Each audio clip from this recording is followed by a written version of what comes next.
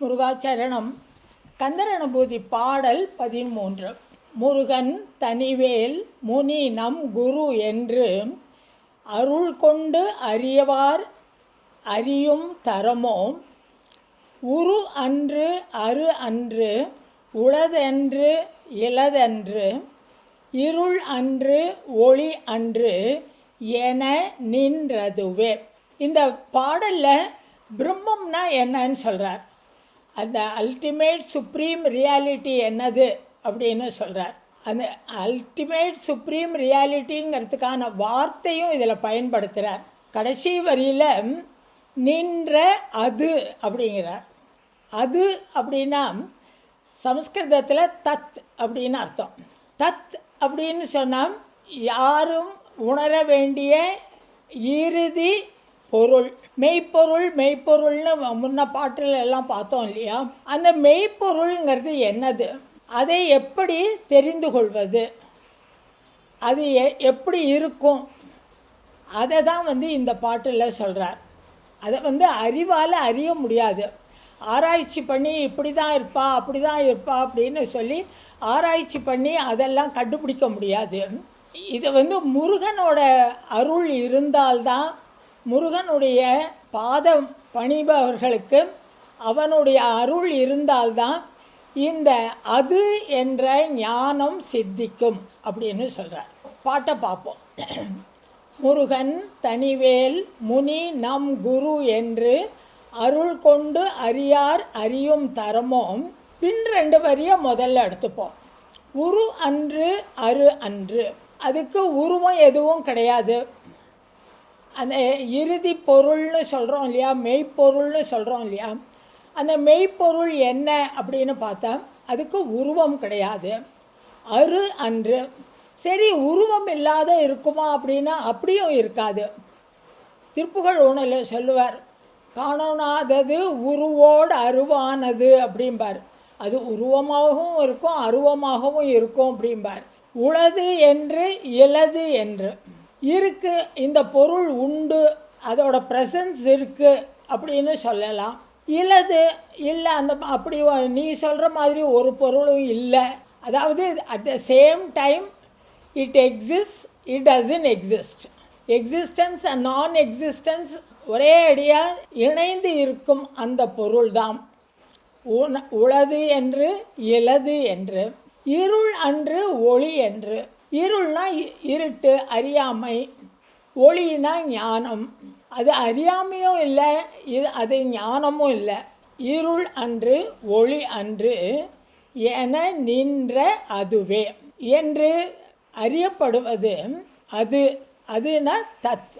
அந்த பேர் உண்மை, அந்த ultimate reality, the supreme reality அப்படின்னு எடுத்தோன்னா அதுக்கு உருவம் கிடையாது, அருவம் கிடையாது.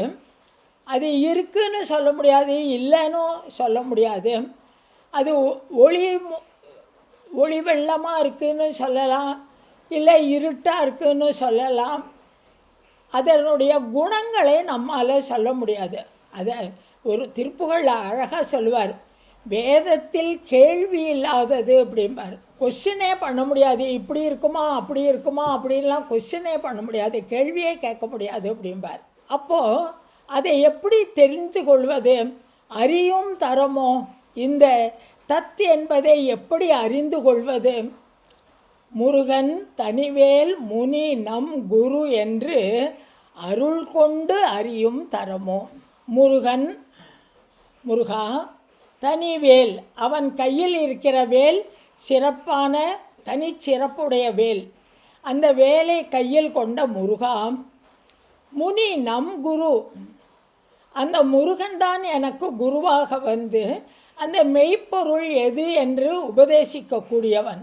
ஆகையினால அந்த முருகனை, அந்த முனிவனை அருள் கொண்டு, அவனுடைய அருளால் தான், அவன் மனசு வச்சாதான் எனக்கு இந்த பரம்பொருள் எது, பரம் எது, தத் என்பது எது, பிரம்மம் என்பது எது என்றெல்லாம் நான் தெரிந்து கொள்ள முடியும்.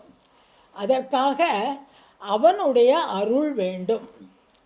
அடுத்தது ஒரு வரி போடுறார், அறியார் அப்படிங்கிறார். யார் அறிய மாட்டார்கள் அப்படின்னு சொன்னால், இப்படி தான் இருக்கும் அப்படி தான் இருக்கும்னுட்டு ஆராய்ச்சி பண்ணிகிட்டே இருக்கா இல்லையா, அந்த ஆராய்ச்சிகள் மூலமாக அவனை அடைய முடியாது, அவனை அறிந்து கொள்ள முடியாது. அறிவும் அறியாமையும் கடந்த அப்படின்னு ஒரு திருப்புகளில் சொல்லுவார். அதனால் இந்த இடத்துல சொல்கிறார், பகுத்தறிவை வச்சுண்டு கடவுள் இப்படி தான் இருப்போம், அவன் இப்படி இல்லை, இதனால் கடவுள் இருக்கான், இதனால் கடவுள் இல்லை என்றெல்லாம் ஆராய்ச்சி பண்ணுகிறார்கள் இல்லையா, அவர்களுக்கெல்லாம் அவன் காண கிடைக்க மாட்டான், அவர்களுக்கெல்லாம் அவன் உணர கிடைக்க மாட்டான். யாருக்கு கிடைப்பான்? அறியும் தரம் எது அப்படின்னு கேட்டால், அந்த பரம்பொருளை அறிவதற்கான அருள் முருகனிடமிருந்தே கிடைக்க வேண்டும். முருகன் தன்னுடைய வேல், தனி வேல் கொண்டு நம்மை ரட்சிப்பவன். அவன் முனி, அவன் குருவாக நமக்கு வருபவன். ஆனாரப்பட்ட சிவபெருமானுக்கே உபதேசம் செய்தவன் இல்லையா, அதனால் அவனை குரு என்று அருள் கொண்டு என்று இடைவிடாமல் யார் நினைத்து கொண்டிருக்கிறார்களோ அந்த அடியவர்களுக்கே அந்த முற்றிலும் உண்மை, அந்த மெய்ப்பொருள் என்பது புலப்படும் அப்படின்னு இந்த பாடலில் சொல்கிறார். முருகாச்சரணம்.